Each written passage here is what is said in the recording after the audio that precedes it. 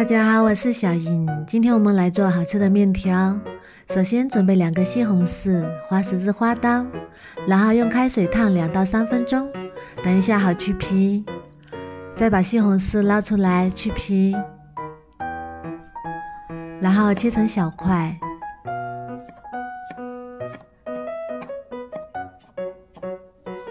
切好之后装入碗中备用。再准备1个洋葱，切成洋葱丝。切好之后装入碗中备用。再准备1个红彩椒，切条。切好之后装入碗中备用。再准备几个青辣椒，切成辣椒圈，装入碗中备用。准备2块鸡胸肉，先切条。再切成小块，切好之后装入碗中备用。锅中倒入1大碗清水，然后放到另一边，把它慢慢烧开。再另起一锅热油，油热之后倒入切好的鸡胸肉翻炒，中小火炒至鸡胸肉完全变白。像这样就可以啦。再把切好的洋葱也加进来，翻炒出香味。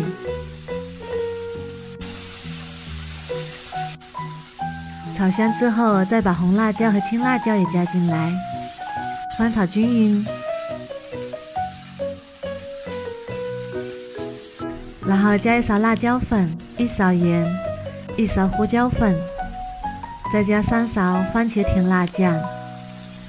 翻炒均匀，炒至食材入味。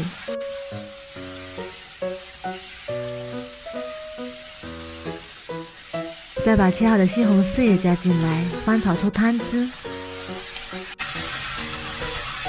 像这样就可以啦。然后加入清水，没过食材。煮开之后，再加1碗水淀粉，煮至汤汁变粘稠。像这样就可以啦，先放一旁备用。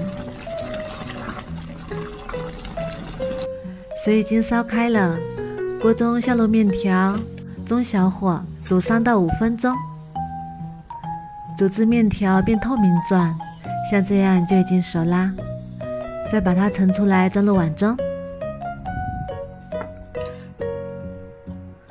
然后把我们煮好的菜盖在面条上。哇，好香啊！这也太香了。如果你家有辣白菜，也可以加点辣白菜进来。香喷喷的面条就做好啦，搅拌一下就可以开吃了。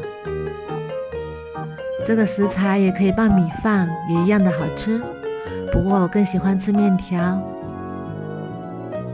它的口感非常好，辣中还带着一点点甜。搭配上辣白菜，真的是太好吃了。我竟然吃了满满1大碗。没有胃口的时候来上这么1碗，真的是太香了。做法也简单，如果你喜欢也试试吧。喜欢我的视频就关注我吧，谢谢您的支持。